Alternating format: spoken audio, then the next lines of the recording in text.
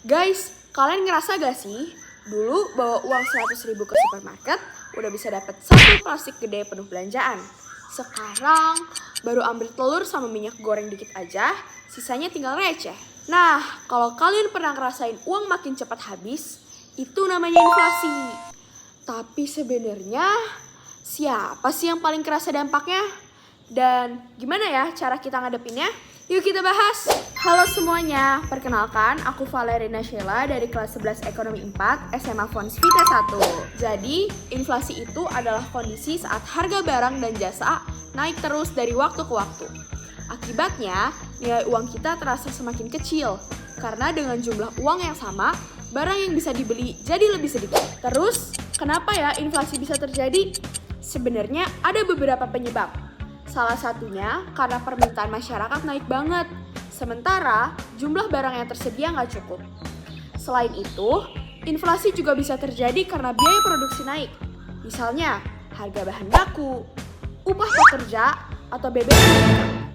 Kalau biaya produksi naik, biasanya harga jual barang juga ikut naik. Nah, setelah tahu faktornya, inflasi juga bisa dibedakan berdasarkan tingkat keparahannya. Jadi, nggak semua inflasi itu sama. Ada yang masih ringan dan wajar, tapi ada juga yang bikin sampai ekonomi kacau.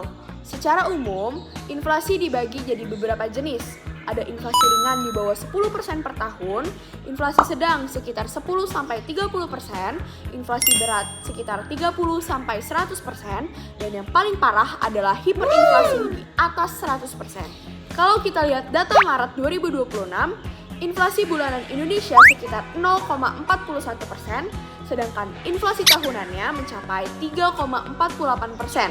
Artinya, Indonesia saat ini masih masuk kategori inflasi ringan.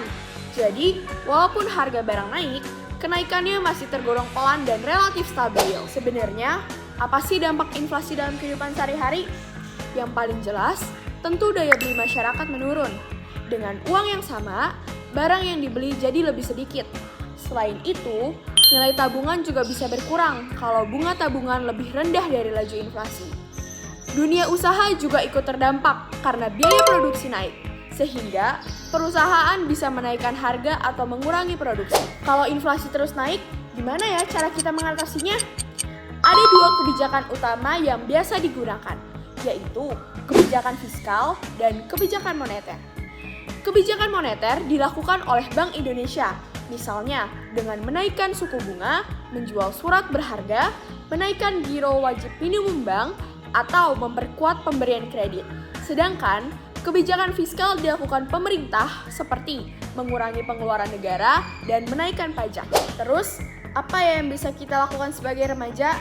Mulainya dari hal simple, seperti ngatur uang saku dengan bijak, bedain mana kebutuhan dan mana keinginan, serta nggak gampang kalap belanja cuma karena tren dan FOMO. Nah, sebelum selesai, ada satu hal penting yang bisa kita ambil dari pembahasan ini. Kita nggak bisa ngatur harga-harga di luar sana, tapi kita bisa ngatur cara pakai uang kita. Inflasi itu ngingetin kita kalau nggak cukup cuma bisa cari uang, tapi juga harus pintar jaga dan ngelolanya. Jangan sampai kita udah capek kerja, capek nabung, tapi habis cuma karena kita boros. Yuk lebih bijak pakai uang, karena kebiasaan kecil hari ini bisa nentuin masa depan kita. Terima kasih sudah menonton, sampai jumpa!